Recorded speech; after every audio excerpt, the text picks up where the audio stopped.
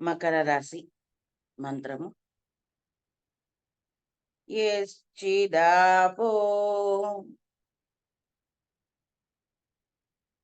మహినా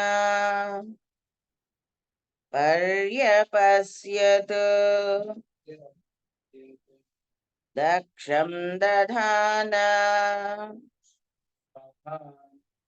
జనయంతిర్యజ్ఞం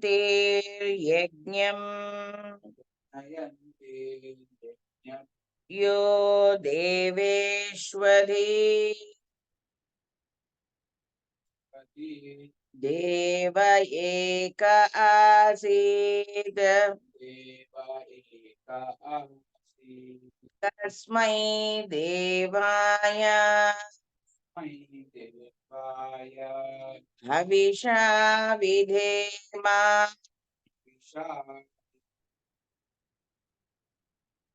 ఏ దేవుని హవిస్సులచే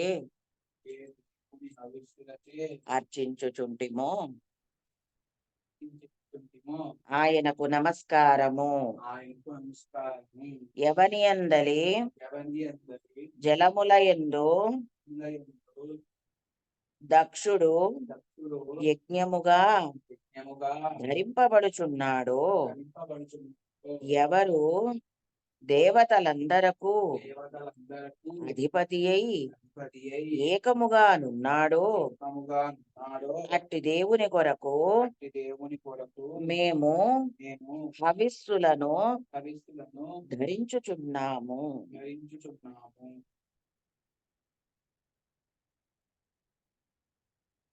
మకర రాశి అంటే సూర్యుడు ఒక్కొక్క అంటే మేషరాశి దగ్గర నుంచి ప్రారంభం చేసుకుని 10వ రాశి అయినటువంటి మేషరాశిలోకి ప్రవేశించడం జరిగింది. ఈ పూర్ణిమ మేష రాశికి మకర రాశికి సంబంధించిన పూర్ణిమ. ఇది మనకి ఈ మకర రాశి 10వది అని చెప్పుకున్నాం. 10వ స్థానం ఎప్పుడూ కూడా ఎవరినైనా కూడా వాళ్ళని అంటే వాళ్ళ జీవితాన్ని నడిపించేటటువంటిది అని మనందరికీ తెలుసు. అంతేనా ఇంకేమైనా ఉందా?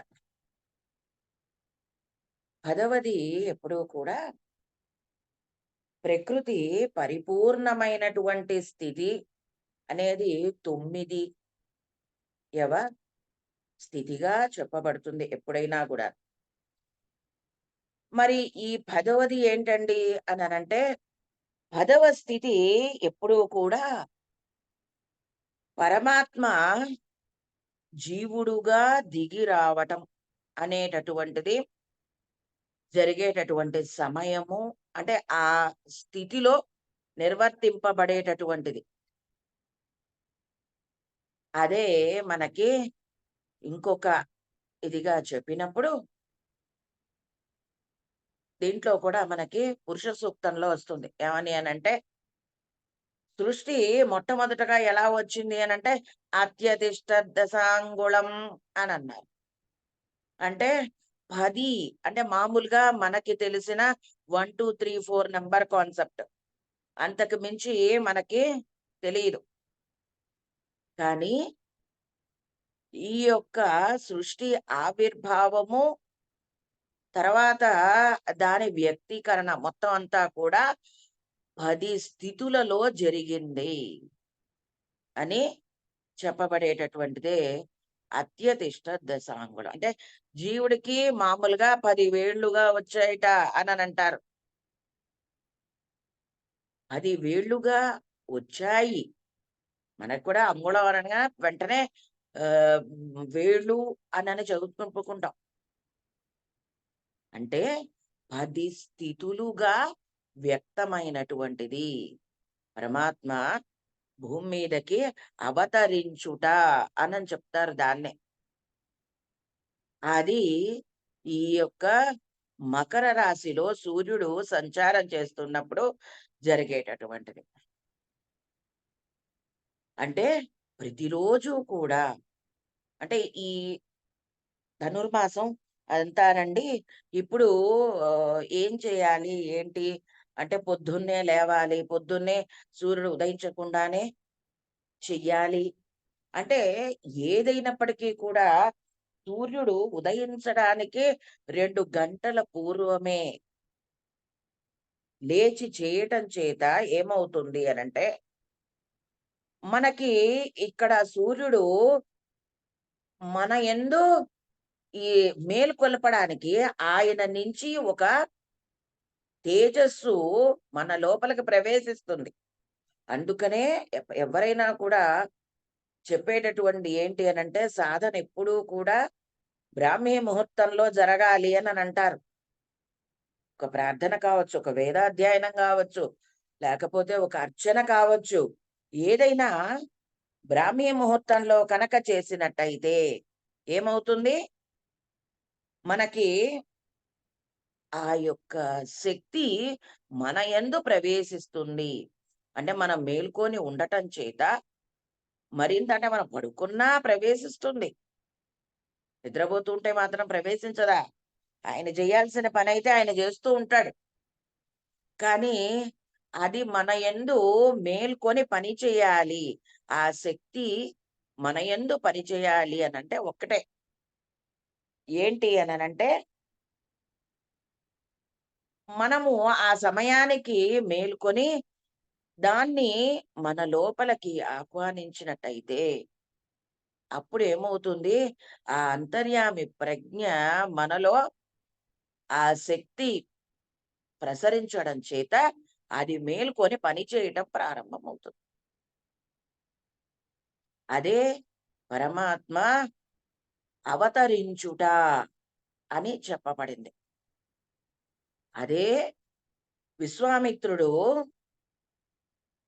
ఆయన రాముడిని ఏదో రాజుగారి అబ్బాయని లేపల ఆయనేమీను.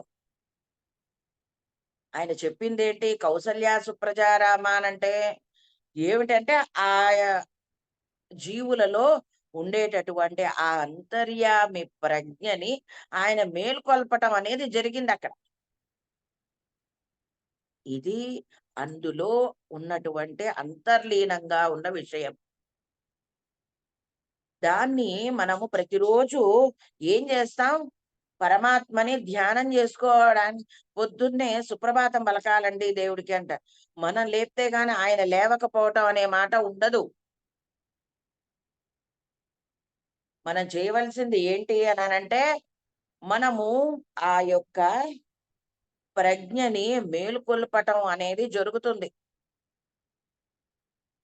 మన యందు మేల్కొల్పబడాలి అనేటటువంటిది ఎప్పుడైతే అది జరుగుతుందో, అప్పుడు మనకి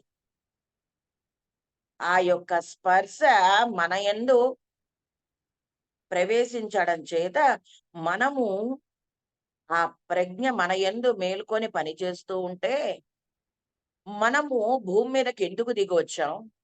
మనం నిర్వర్తించవలసినటువంటి పనులేంటి? అన్నీ కూడా తెలుస్తాయి. లేకపోతే తెలీదు. ఎందుకు తెలీదు అననంటే, మనకి తెలియకపోవడానికి ఒకటే రీజను. ఏంటి అననంటే, మనము ఆ స్థితి యందు మేల్కాంచి లేం గాబట్టి తెలీదు. మనకది తెలియాలి అంటే ఒకటే. అది మన యందు మేల్కొని పని చేస్తూ ఉండాలి. అలా పని చేస్తూ ఉంటే అప్పుడు మనకి అది నిర్వర్తింపబడుతుంది. లేతే జరగదు. అంతే ఒకటే మాట. కనుక మనం చేయవలసినటువంటిది ఏమిటి అననంటే, ఒక్కటే విషయము. మనము ఆ ప్రజ్ఞ మన యందు మేల్కొల్పబడాలి అననంటే, పరమాత్మని ధ్యానం చేయటం. ఎలా ధ్యానం చెయ్యాలి? పరమాత్మని ధ్యానం చేయటానికి 2గా చెప్పబడింది. ఒకటి మొత్తం అంతా మనకి కనిపిస్తూ ఉన్నటువంటి ఈ సృష్టిగా, వాటి ద్వారా నిర్వర్తింపబడేటటువంటి కర్మ కానివ్వండి, ఏదైనా అది ఒకటి. ఆ సృష్టి అంతా కూడా అలా నడవాలి అననంటే ఏమవ్వాలి? మొత్తం అది దాని పద్ధతిలో అది మొత్తం అంతా క్రమంగా నడవాలి. అలా నడవాలి అనంటే దానికొక శక్తి వెనక ఉండి పనిచేస్తూ ఉండాలి. అలా పని చేస్తూ ఉంటే అది సాగుతూ ఉంటుంది ముందుకి.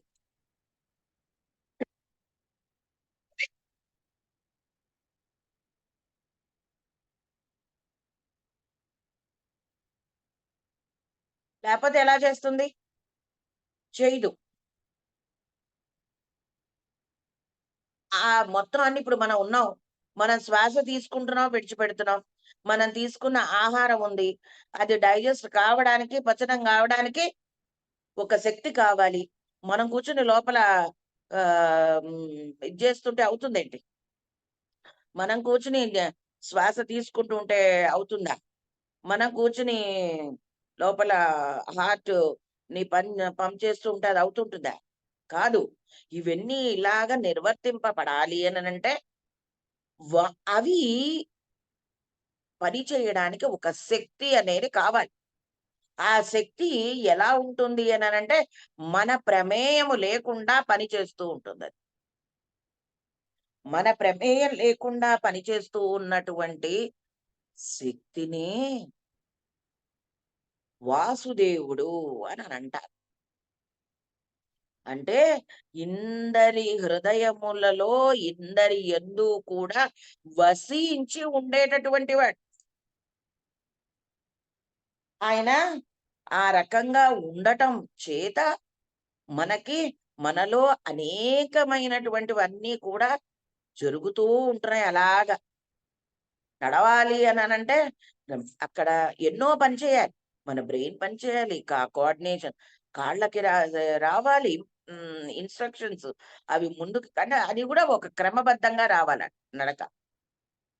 అంతేగాని దానికి తోచినట్టు అడుగులు పడితే అది ముందుకెలా వెళ్తాం? వెనక్కి వెళ్ళొచ్చు.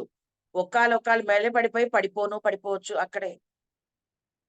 ఇంత ప్రక్రియ జరగాలి. చేతులు తోటి ఒక పని చేయాలన్నా, చేయితో ఒక వస్తువు తీసుకోవాలన్నా, ఏదైనప్పటికీ కూడా మన యొక్క ప్రభావం చేత జరుగుతోంది అని మనం అనుకుంటాం. మన యొక్క గొప్పతనం అని మనం అనుకుంటాం. నేను పర్ఫెక్ట్‌గా ఒక గీత గీస్తే అండి, ఆ గీత మీదే నేను నడుస్తాను. కాదు. ఇవన్నీ కూడా ఆ రకంగా నిర్వర్తింపబడానికి పరమాత్మ లోపల ఉండి ఆయన అలా చేస్తూ ఉంటే మన గొప్పతనం అని మనం అనుకుంటున్నాం. మనలో అనేకమైనటువంటి గుణములు ఇవే కాదు కర్మలు ఆచరించడమే కాదు.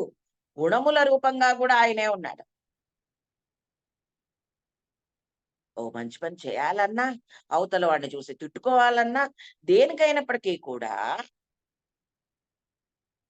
పరమాత్మ ఉండి అలాగ చేస్తూ ఉంటే మనం, మనం చేస్తున్నాం అనని మనం ఇది మనకి ప్రధానంగా తెలియవలసినటువంటి విషయం. అది తెలిసినప్పుడు ఏం జరుగుతుంది అననంటే, మనలో ఆ ప్రజ్ఞ మేల్కొంటుంది. అప్పుడు ఇవి మరి కాస్త యాక్టివ్‌గా పనిచేయటము, మరి కాస్త చక్కగా అంటే ఇంకా క్రమమును అనుసరించి పనిచేయటం అనేది ప్రారంభమవుతూ ఉంటుంది. ఇవన్నీ కూడా ఇలా జరగాలి అననంటే, మన ఇదెక్కడ ఉంటుంది అంటే, ఇందరి మంది దగ్గర ఆయన ఎలా ఉంటాడు? ఎక్కడ ఉంటాడు? అననంటే, ఈ యొక్క హార్ట్ సెంటర్‌కి అంటే మనలో ఉండేటటువంటి ఈ అనాహతం ఉంది. దానికిను విశుద్ధికి అంటే ఈ గొంతు దగ్గర ఈ రెండింటికి కూడా మధ్య ఉంది ప్లేస్. అక్కడ ఆయన ఉంటాడు. అందుకనే అనాహతానికి ఎన్ని దళములు ఉన్నాయి?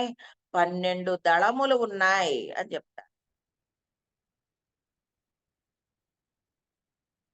దా ఆ 12 దళములకే ప్రతీకగా చెప్పేటటువంటిదే ఓం నమో భగవతే వాసుదేవాయ మంత్రం. ద్వాదశాక్షరి మంత్రము అని చెప్పారు దాన్ని. దాన్ని మనము ధ్యానం చెయ్యాలి అని. అప్పుడు ఆయన మన యందు ఉంటూ ఉంటాడు. మరి ఈ రకంగా ఉన్నటువంటి వాడు ఒకాయన. ఇది కాదండి. ఇది కూడా నిర్వర్తింపబడాలి అననంటే, ఆ పైన ఇంకొక ఆయనున్నాడు. అసలు ఈ రకంగా అసలు సృష్టి అనేటటువంటిది వ్యక్తం కావాలి అంటే గూడా ఆయనే మూల కారణం. మొత్తము ఈ రకంగా వ్యక్తమై భౌతిక దేహం రావాలన్నా, అంతకు పైన ఉన్నటువంటి ప్రజ్ఞామయమైనటువంటి లోకం ఇంకొకటున్నది. ఆయన నుంచే ఇదంతా కూడా వస్తోంది. ఆ వ్యక్తమవుతూ ఉన్నటువంటి దాన్నే ఏం జెప్పారు? ఆయన్ని నారాయణుడు అననన్నారు. అంటే నారములు ఆయన యొక్క మార్గముగా ఉన్నటువంటి వాడు. నారములు అననంటే ఆపస్సులు అని చెబుతారు. అంటే మామూలుగా మనకే అర్థమయ్యేటటువంటి భాషలో చెప్పుకోవాలి అననంటే నీరు అని అర్థం. కానీ నీరు అనంటే భౌ దా అంటే ఈ ఆపస్సులకి భౌతికమైనటువంటి రూపం ఏదైతే ఉందో దాన్ని మనం నీరు అని అంటున్నాం. కానీ అంతకు పైన ఉన్నటువంటి స్థితి ఇంకొకటి ఉంది. ఆ స్థితినే నారములు అని అంటారు. అంటే ఈ మొత్తం సృష్టి ఈ విధంగా వ్యక్తం కావడానికి మూలంగా ఉన్నటువంటిది. దాని నుంచే మొత్తం అన్నీ కూడా వ్యక్తమవుతూ ఉంటాయి అని చెప్పారు. అలా వ్యక్తం అవుతూ ఉన్నటువంటి దాన్ని ఏమంటారు? అంటే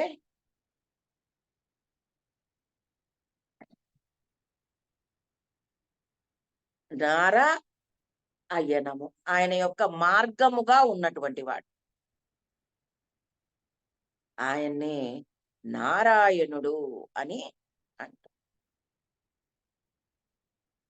ఏమిటి నారాయణుడు అననంటే, ఈ మొత్తం సృష్టి వ్యక్తం ఆయన నుంచి అవుతోంది. అలా జరుగుతూ ఉన్నటువంటి దాన్ని ఏం జెప్పారు మనకి? అలా జరుగుతూ ఉన్నటువంటి దాన్ని ఈయన యొక్క మార్గముగా అంటే ఈయన నుంచి అది ఉత్పన్నమై వస్తోంది.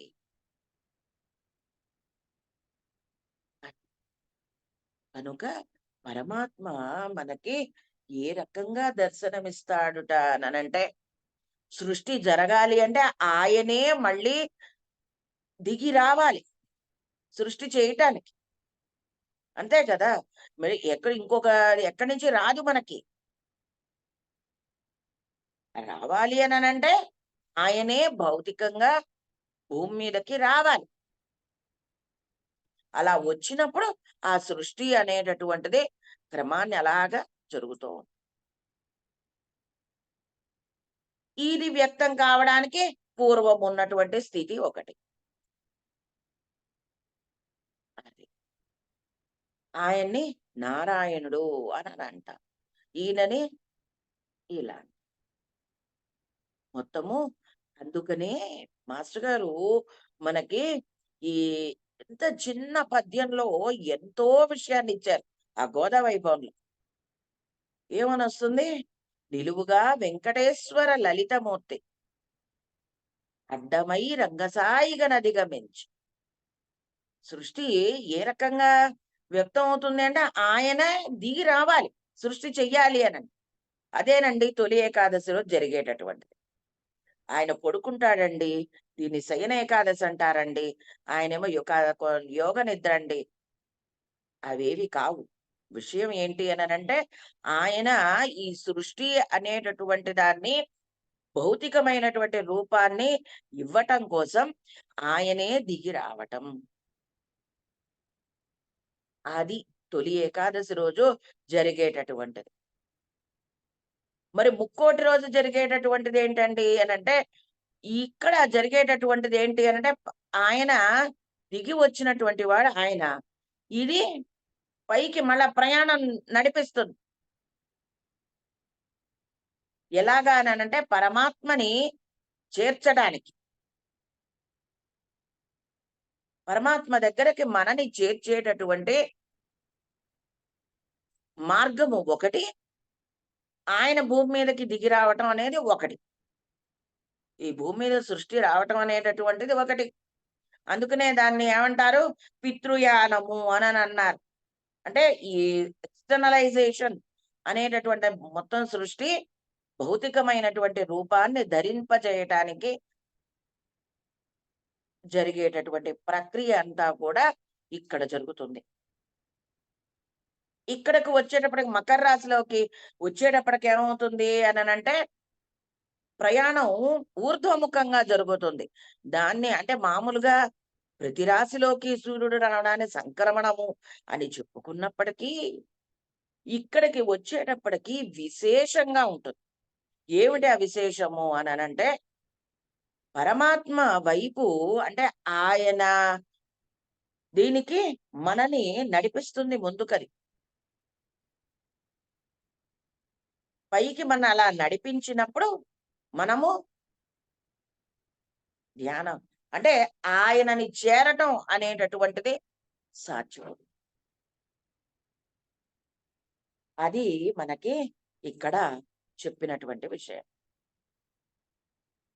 కనుక ఎవరైనా కూడా చేయవలసింది ఏంటి అనంటే పరమాత్మని చేరటం అనేటటువంటిది ఒక మార్గము. రెండవదేంటి అనంటే సృష్టి అనేటటువంటిది భౌతికంగా భూమి మీదకి దిగి రావటం. ఇవి 2 మార్గములుగా తెలుపబడ్డాయి. కనుక ఈ యొక్క మార్గముని మనము ధ్యానం చెయ్యాలి. అక్కడ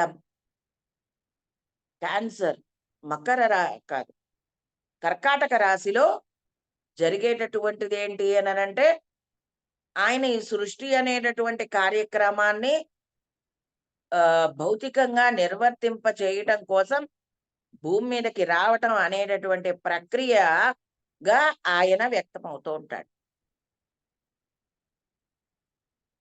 రెండవది ఏంటి అననంటే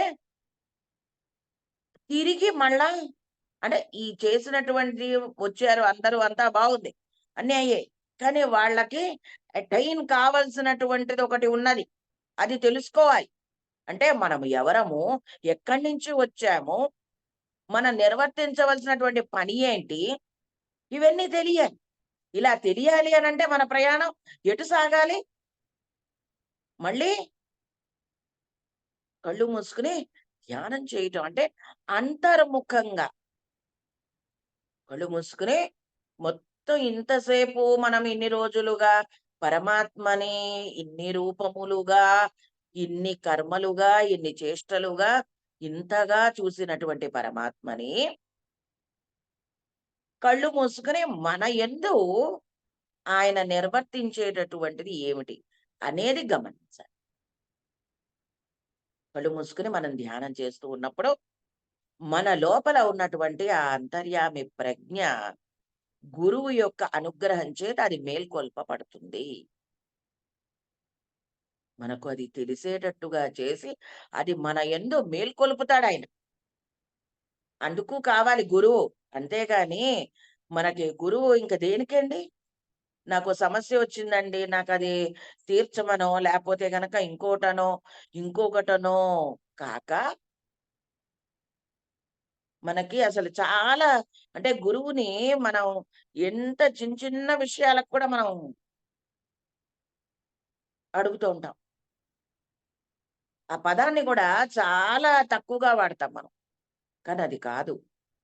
గురువు అనేటటువంటి వాడు ఎలాగా అననంటే, మనని మన యందు ఆ ప్రజ్ఞ మేల్కొని పని చేసేయడానికి కారణంగా ఉన్నటువంటి వాడాయన. అది జరుగుతుంది. అది ఎప్పుడైతే జరుగుతుందో, అప్పుడు ఏమవుతుంది? మనకి ఇంక ఈ మొత్తం అంతా ఒకదాని తర్వాత ఒకటి, ఒకదాని తర్వాత ఒకటి నిర్వర్తింపబడుతూ ఉంటుంది. అంతే కదా! అది. ఇంత జరగడానికి ఆయన కారణంగా ఉన్నాడు అని చెప్పాలి. కనుక ఏమిటిది అననంటే ఒక్కటే విషయం మనకి. మనం చేయవలసినటువంటి పని ఏదైతే ఉందో అది మనం చెయ్యాలి. ఇంత ప్రక్రియ మనకి జరిగి, మనకి మనం చేస్తూ ఉన్నటువంటిది అంటే మనం ఎందుకొచ్చాము అన్న విషయం మనకి తెలియాలి కదా! అలా తెలియాలి అననంటే, మనము ప్రధానంగా నిర్వర్తించవలసినటువంటిది ఒకటుంది. ఏమిటి అది అననంటే సేవ. 10 మందికి ఉపయోగపడేటటువంటి పని ఏదైతే ఉందో, అది ప్రధానంగా నిర్వర్తించటం. ఒక్కటే చెప్తున్నాను నేను. ఫిజికల్‌గా మనము చెయ్యాలి. అంతే. అలా చేసినప్పుడే అది ఉపయోగం. లేనప్పుడు ఏమీ లేదు. ఎంతసేపు ఇక్కడ కూర్చొని నేను చెప్తూ ఉన్నాననుకోండి సేవ చేయాలి, సేవ చేయాలని. ఏం ఉపయోగం లేదు. మాస్టర్ గారంతటి వారు ఆయన కూర్చొని సేవ చేయాల్సిన అవసరం ఏమిటి? వాళ్ళకవసరమే లేదు. సాక్షాత్తు పరమాత్మ భూమి మీదకి వాళ్ళకి ఈ కర్మలు ఇవన్నీ కూడా ఏముండవు వాళ్ళకి. వాళ్ళ నుంచే వ్యక్తమైనటువంటివన్నీ కూడా. కానీ వాళ్ళెందుకు ఆచరిస్తారు అనంటే ఒక్కటే రీజన్. వాళ్ళని చూసి మనం నేర్చుకోవాలి. మనం చెయ్యాలి. వాళ్ళు ఎలా ఉన్నారో మనం కూడా అలాగే ఉంటూ ఉంటాం. అందుకని వాళ్ళేం జేస్తారు అనంటే భౌతికమైనటువంటి ఈ దేహాన్ని తీసుకుని వాళ్ళకి ఏమి తెలియనట్టుగానే మళ్ళా ఒక గురువు దగ్గర అధ్యయనము అవి ఇవి అన్ని పూజా పునస్కారాలు అన్ని చేస్తూ ఉంటారు. ఎందుకు చేస్తారంటే ఇదే రీజన్. ఇంకొక కారణం లేనే లేదు. ఇది చెప్పారు. దీన్ని మనము ఆచరించాలి. ఈ రకంగా కనుక ఆచరించినట్టయితే అంటే 10 మందికి ఉపయోగపడేటటువంటి పనిని మాస్టర్ గారు ఎందుకు వైద్యము లేకపోతే ఇలా ఎందుకు అనుకున్నారు? ఎందుకు అనంటే నువ్వు ఏం చేసినా ఏదో ఆ టైంకి అది అయిపోతుంది తప్ప ఇంకొకటి జరగదు. ఎప్పుడు మనం ఫిజికల్‌గా మనం చేస్తామో, అప్పుడే మనం చేస్తూ ఉన్నటువంటి దాన్ని సరైనటువంటి ఆహ్, టర్న్ తీసుకొని అది ముందుకెడుతుంది. లేకపోతే జరగదది. అందుకని ఆయన ఆ రకంగా మనతోటి చేయించడం అనేటటువంటిది పెట్టుకున్నారు. లేతే ఊరికనే పెట్టుకోలే ఆయనేమీను. కనుక మనం ఏ పని చేసినా, ఏ పని చెందినా కూడా మనం ఆ రకంగా చేస్తూ ఉండాలి. ఆ రకంగా మనం చేస్తూ ఉన్నప్పుడు, మనం ఇవన్నీ కూడా ఒకటి, ఒకటి సరైనటువంటి మార్గంలో వెడుతూ, మనం అసలు ఏమిటి ఇదంతా అనే విషయం మనకి తెలుస్తుంది. అలా తెలియటం కోసమే చేసేటటువంటిది ముక్కోటి. ఈ ముక్కోటనేది అందుకోసం ఉపయోగపడేది. అది ఎక్కడ వస్తుంది అనంటే ఇక్కడ. ఈ సూర్యుడు ఈక్వేటర్‌ని అంటే కట్ చేస్తూ ఇది అంటే మనం ఎట్లా ఉంటాము అనంటే ఒక అజ్ఞానంగా ఉండిపోతూ ఉంటాం ఎంతసేపును. ఆ అజ్ఞానంలో నుంచి అంటే ఎంతసేపు మనము, మన పరిధి ఇంతవరకే. అక్కడక్కడే తిరుగుతూ ఉంటుంది. అలా తిరుగుతూ ఉన్నటువంటిది ఏమవ్వాలి? మనలో నుంచి అది పోవాలి. అది పోవాలి అంటే అది ఎప్పుడుంటుంది మనలో అననంటే, ఎంతసేపు నాది, నేను అని అనుకుంటూ మనం ఎప్పుడు జీవిస్తూ ఉంటామో, అలా ఉన్నంత కాలం అది మన మీద పనిచేస్తూ ఉంటుంది. దాన్నే మాయ అని గూడా అంటూ ఉంటాం. ఇది మన నుంచి దూరం అవ్వాలి అననంటే మనం ఏం జేయాలి? నేను వేరు, ఈ సృష్టి రూపంగా వ్యక్తమవుతున్నటువంటి పరమాత్మ వేరు. మనకంతే గదా కాన్సెప్ట్. అది కాకూడదు. అది ఎప్పుడవ్వాలి మనకి అననంటే, మన నుంచి ఆయన వేరు అన్నది ఉన్నంత సేపు మనం వేరుగా ఉంటాం. ఆయన వేరుగా ఉంటూ ఉంటాడు. ఈ సృష్టి అంతా వేరుగా కనపడుతూ ఉంటుంది. అది ఎలా ఉంటుంది అంటే అద్దంలో మనం చూసుకున్నాం అనుకోండి, మన ప్రతిబింబాన్ని మనం చూసి అది వేరు, నేను వేరు అనుకునే ఎలా అనుకోవటం ఎంతవరకు కరెక్టో ఇది గూడా అంతే. అలా కాకుండా ఉండాలి అననంటే, మొత్తం ఇందరి యందు ఉన్నటువంటి పరమాత్మ దర్శనం అవ్వాలి. ఆ నేను అనేటటువంటిది తొలగిపోవాలి. అలా తొలగిపోవాలి అననంటే, ఒక్కటే అక్కడ జరగవలసినటువంటిది ఏంటి అననంటే, పరమాత్మని ధ్యానించటం. ఏమిటి ఆ ధ్యానము అననంటే, మన ఇంద్రియముల ద్వారా అంటే, మనం చూస్తూ ఉన్నటువంటిది, మనం వింటూ ఉన్నటువంటిది, మన ఆహారంగా తీసుకుని ఏదైనప్పటికీ కూడా, అన్నీ కూడా పరమాత్మ యొక్క రూపముగా, పరమాత్మ యొక్క ఆయన పెడితే మనకి ఆహారం అనేటటువంటిదొస్తోంది. లేదు ఆయన యొక్క కథలు వినడం, శ్రవణముగా నోట్లోంచి వచ్చేటటువంటి మాట ఎలా రావాలి? ఆయన యొక్క గుణ కీర్తనముగా ఉండాలి. ఇలా కనక ఉంటూ ఉన్నట్టయితే అంటే ఈ ఇంద్రియములు ఎలా పని చేయాలి అనంటే, పని చేస్తున్నంత సేపు నేను అనేటటువంటి ఒక అండర్‌లయింగ్ ఫ్యాక్టర్ ఉంటూ ఉంటుంది అన్నింటికి కూడా వీటికి. అది లేకుండా ఉండాలి. అది అది ఎందుకు మనకి అనంటే మనం ఎలా అనుకుంటాం అనంటే, ఇప్పుడు ఒక చిన్న కోడిపిల్ల గుడ్డు లోపల ఉంటూ ఉంటుందనుకోండి. ఆ షెల్ దానికి రక్షణ అన్నట్టు ఉంటుంది. అదే మనలో కూడా ఆ అజ్ఞానం అనేటటువంటి పొర మన చుట్టూ ఏర్పడిపోయి ఉంటూ ఉంటుంది. దాంట్లో నుంచే మనం చూస్తూ ఉంటాం. ప్రతి ఒక్కటి గూడా.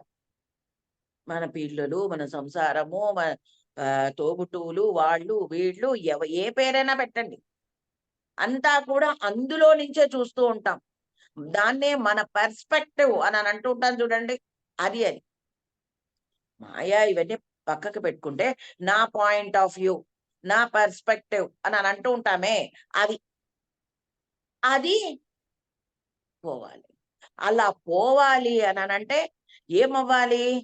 అది ఎంతసేపు మనని రూల్ చేస్తున్నట్టుగా మనలో ఉండి, మనని విడిచిపెట్టకుండా పనిచేస్తూ ఉంటుంది అలాగా. కాదండి వాళ్ళు చేస్తూ ఉన్నటువంటిది తప్పు. వాళ్ళకి తెలీదు. అందుకనే వాళ్ళు ఇలాంటి ప్లానింగ్స్ చేస్తున్నారు. కాదు. అదే మనని రాంగ్ సైడ్‌లో నడిపించేటటువంటిది.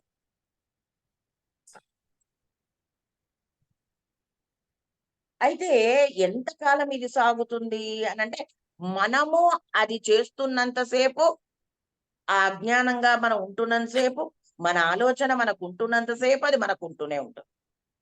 అలా కాకుండా ఉండటం అనేటటువంటిది ఎప్పుడు అవుతుంది అననంటే, ఇందరి యందు పనిచేస్తూ ఉన్నటువంటి ఆ అంతర్యామి ప్రజ్ఞని మనము దర్శించుట. అది ఇంపార్టెంట్ కదా! అది జరగాలి. అలా జరిగినప్పుడు ఏమవుతుంది అననంటే, మనకి ఈ సేవ ఇవన్నీ కూడా చేస్తూ ఉన్నట్లయితే అవతల వాడిలో ఉన్నటువంటి పరమాత్మ లేక మాస్టర్ గారు మనం ఎవరిని భావన చేస్తే వాళ్ళు అలా చేస్తూ ఉన్నప్పుడు వాళ్ళని ధ్యానం చేసి వాళ్ళు మనని నిర్దేశిస్తున్నారు. ఇది చెయ్యి అనని చెప్పి అని మనం భావన చేసి చేయటం చేత మనకి ఈ మనలో ఈ పేరుకున్నటువంటి ఈ అజ్ఞానము అనేది ఏదైతే ఉందో అది తొలగింపబడిపోతుంది. అప్పుడు నేను వేరు, ఇది వేరు, ఇంకా ఈ సృష్టి అంతా వేరు అనేటటువంటిది ఏముండదు. మొత్తం అందులో మనం ఒక భాగం. అందులోనే ఇంక వేరు అనే దానికి స్కోప్ లేకుండా ఉండేటటువంటి స్థితి కలుగుతుంది. అందుకని చెప్పారు మాస్టర్ గారు. ఈ సేవ అనేటటువంటిది ఎందుకు చెప్పారు అనంటే, అది కూడా ఆయన ఏం చెప్పారు? అవతల వాడిలో నేను ఉండి నిన్ను అడుగుతున్నాను అన్న విషయాన్ని గుర్తుపెట్టుకొని చెయ్యి అని అన్నారు. ఈ నేను అని అనంటే మనం ఎవరుగా భావన చేస్తే అది ఆ నేను. మనసుగా భావన చేస్తే మాస్టర్ గారు, పరమాత్మగా భావన చేస్తే పరమాత్మ. ఎలా భావనగా ఉంటే అది. ఎవరైనప్పటికీ కూడా అవతల వాడిలో ఉన్నటువంటి వాడు మనని నిర్దేశిస్తున్నాడు ఈ రకంగా చెయ్యమని అనే విషయాన్ని గుర్తు పెట్టుకుని చెయ్యాలి. అలా చేసినప్పుడు ఏమవుతుంది అనంటే ఈ మొత్తం అన్నీ కూడా అలాగా మనకి దారి ఏర్పడుట అనేది జరుగుతుంది. ఆ దారి ఏర్పడటం వలన ఏమవుతుంది అనంటే మనకి మనము ఆయన దీంట్లోకి మనం ప్రవేశిస్తాం అప్పుడు. ఇక పరమాత్మ వేరు, నేను వేరు ఇవన్నీ ఉండవు. ఎక్కడి నుంచైతే మనం వచ్చామో అక్కడికి మనం చేరుట అనేటటువంటిది ఉంటూ ఉంటుంది. ఆ చేరుట అనేటటువంటి లక్షణముగా మనము ఉండాలి. అలా ఉండటం అనేటటువంటిది ఎలా వస్తుంది మనకి అనంటే ఒక్కటే అక్కడ. మనం చేసేటటువంటిది క్రమంగా మనని ఒక సరైనటువంటి దిశగా మనం ప్రయాణం జరుగుతూ ఉన్నప్పుడు మనకి ఆ ప్రజ్ఞ మన యందు మేల్కొనుట అనేది జరుగుతుంది. కనుక మనం ఆ రకంగా ధ్యానం చెయ్యాలి. ఆ రకంగా మనం జీవించాలి అనేది తెలుస్తూ ఉంటుంది. అప్పటి వరకు ఏం జరుగుతుందని మనకు తెలీదు. మనం చేస్తూ ఉన్నటువంటి పని సరైంది అవునా కాదా అనేది తెలీదు. మనం ఏ పని మొదలుపెట్టినా సరిగ్గా అవ్వట్లేదండి అని అనుకుంటూ ఉంటాం. అక్కడే ఆగిపోతోంది అని. ఆగిపోవటం అనేటటువంటిది ఏమీ ఉండదు. మనం చేయవలసినటువంటి పని ఏదైతే ఉందో అది ఎలా నిర్వర్తింపబడుతుంది అనంటే ఆ సమయం వచ్చినప్పుడు అది జరుగుతుంది అన్న విషయం మనకి తెలుస్తుంది. అది ఎలాగా అనంటే మన యొక్క సంకల్పము, మనం ఓ పని చేద్దాం అని అనుకున్నాం. అనుకుని దాన్ని ప్రారంభించాం. కానీ అది అవ్వట్లేదండి. అంటే పరమాత్మ ఇంకా సంకల్పం చేయలేదు. మనల్ని వెయిట్ చేయమన్నాడని అర్థం అక్కడ. అంతేకాని నేను కొందాం అనుకున్నాను జరగలేదు. లేతే ఏదో ఇంకేదో అనుకున్నాను అది అవ్వలేదు అనంటే అది కాదక్కడ. కనుక మనము ఆ రకంగా మనం ధ్యానం చేస్తూ పరమాత్మని ఇన్ని రూపములుగా, ఇన్ని ఆయన యొక్క గుణకీర్తనంగా మనం అన్ని శ్రవణము అన్ని అలా మొత్తం ఇంద్రియములన్నీ కూడా ఏకోన్ముఖంగా అంటే మొత్తం ఆయన యొక్క ఆయన గురించి ఆయన రూపాన్ని అలా ధ్యానం చేస్తూ ఉన్నట్టయితే ఏమవుతుంది మనకి మన యొక్క ప్రయాణము ముందుకెడుతూ ఉంటుంది. అలా ముందుకెడుతూ ఉన్నటువంటి మన ప్రయాణంకి మనం పరమాత్మ గురించి మనం తెలుసుకోవటం అనేది జరుగుతుందక్కడ. లేకపోతే తెలిసే అవకాశం ఉండదు కదా! అందుకని మనం చేయవలసినటువంటిది మొత్తం అన్నీ కూడా ఆయన యొక్క దీంట్లో జరుగుతూ వెళ్ళాలి ముందుకి. అలా జరుగుతూ ముందుకు వెడుతూ ఉన్నప్పుడు మనకి మనలో ఈ కరుడు కట్టుకుపోయినటువంటి ఈ అజ్ఞానము ఇవంతా ఏదైతే ఉన్నాయో అవి తీసివేయబడతాయి. ఆ అమ్మడు తీసివేయబడ్డప్పుడు ఏం జరుగుతుంది అననంటే, మ్యూజిక్ క్లాస్ ఉంది. అది మనకి కట్ చేసావా? మొత్తం అన్నీ కూడా తొందరగా క్విక్‌గా కానీ మన టైం ఎందు అయింది. ఇదవుతూ ఉంటుంది.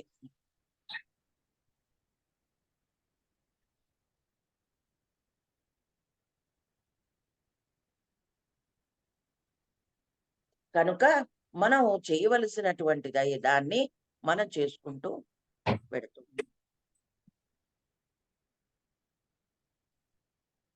అదే మనకి ఈ యొక్క దీంట్లో ఇంద్రుడు వృత్రాసుర వధగా చెప్పబడింది. నేను వేరు అన్న ఆలోచన మనకు ఉంటున్నంత సేపు మనకేమవుతూ ఉంటుంది? మనం వేరుగానే కనపడుతూ ఉంటాం మనకి ఎంతసేపు. అది తొలగింపబడాలి మనకి. అది తొలగింపబడినప్పుడు మనకి మొత్తం అన్నీ కూడా ఏమవుతాయి? మనం చేస్తున్న దాన్ని మనము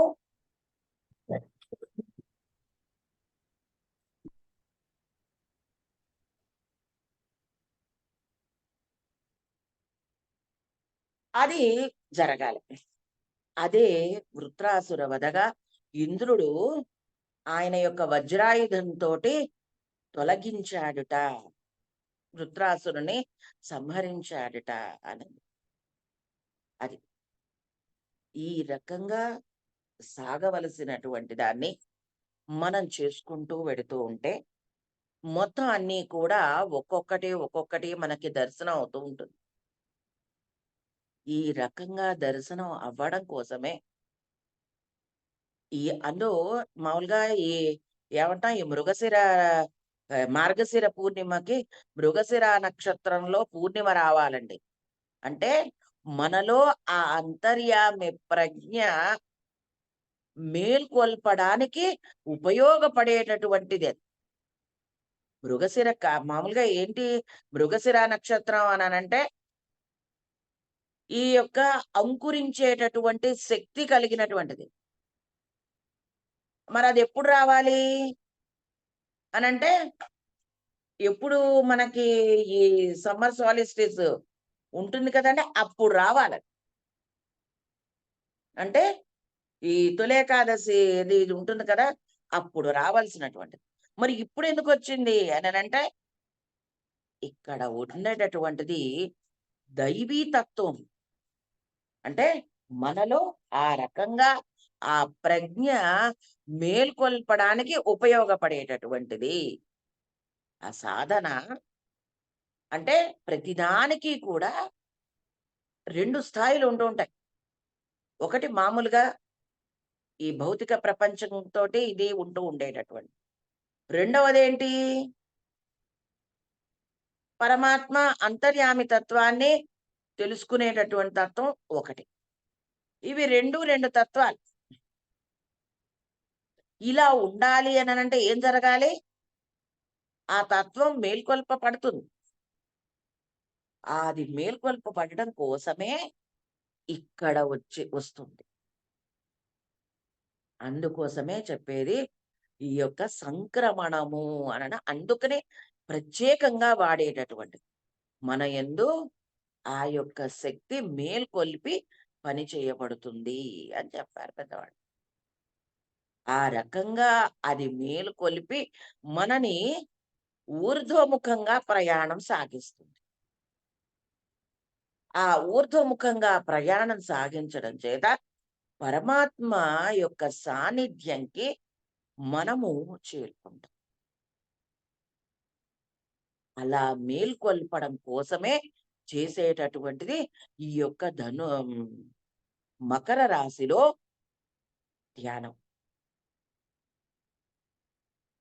ఆ సూర్యుడు అది కట్ చేస్తూ ఈక్వేటర్‌ని పైకి అంటే టువర్డ్స్ అప్‌వర్డ్ జర్నీ అనేది ప్రారంభమవుతుంది. అలా ప్రారంభమై మనని ఎక్కడికి తీసుకెడుతుంది అంటే మనం పరమాత్మని చేరటం అనేటటువంటిది ఎక్కడా? పరిపూర్ణమైనటువంటి ఆనందమయమైనటువంటి స్థితిగా చెప్పుకుంటాం మనం. అదే కదా! Experience plane.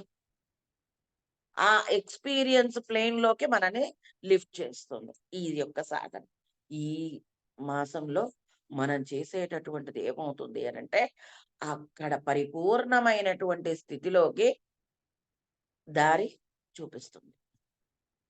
కనుక అట్టి సాధన మనకి జరగాలి. అలా జరగటం కోసం మనం చేసేటటువంటిది ఏంటి అనంటే, ఇక్కడ ఉన్న ఆయన ద్వారా అక్కడ ఉన్న ఆయన దగ్గరకి మన ప్రయాణం సాగాలి. అందుకని ఏం చేస్తున్నాం? ఇంతమంది రూపములుగా, ఇన్ని తత్వాలుగా, ఇన్ని మొత్తం పరమాత్మ భూమి మీదకాయన అవతరించాడు. ఇన్ని రూపములుగా. ఆ వచ్చినటువంటి దాన్ని ఏమవుతోంది? అలా అవతరించినటువంటి ఆయనని కళ్ళు మూసుకొని మనం ధ్యానం చెయ్యాలి. ఎలాగా అంటే, మన లోపల కూడా ఆయన ఉన్నాడు అని. అదే రూపము మన లోపల ఉన్నది అని మనం ధ్యానం చేసినట్టయితే, అప్పుడు మనకి ప్రయాణం పైకి సాగుతుంది. పైకి సాగి మనని ఊర్ధ్వముఖంగా మనం వెళ్ళేటట్టుగా చేస్తుంది. ఇది మొత్తం అంతా కూడా ఈ రాశి దీంట్లో చెప్పబడినటువంటిది. ఇంకా చాలా ఉన్నాయి. అయితే ఇది ఈ ధ్యానం మనం చెయ్యాలి. చాలా ప్రధానమైనటువంటిది. కనుక ఇప్పుడందరూ కూడా కళ్ళు మూసుకొని చక్కగా ఈ పరమాత్మ ఇన్ని రూపములుగా ఉన్నటువంటి పరమాత్మ మన యందు కూడా ఉన్నాడు. ఆ ఉన్నటువంటి పరమాత్మ ఎక్కడ ఉన్నాడు? మన ఉచ్ఛ్వాస నిశ్వాసాలతోటి లోపలికి ప్రయాణం చేస్తూ ఆయనని దర్శించే ప్రయత్నం చేయండి. అందరూ కూడా చక్కగా కళ్ళు మూసుకోండి. కళ్ళు మూసుకొని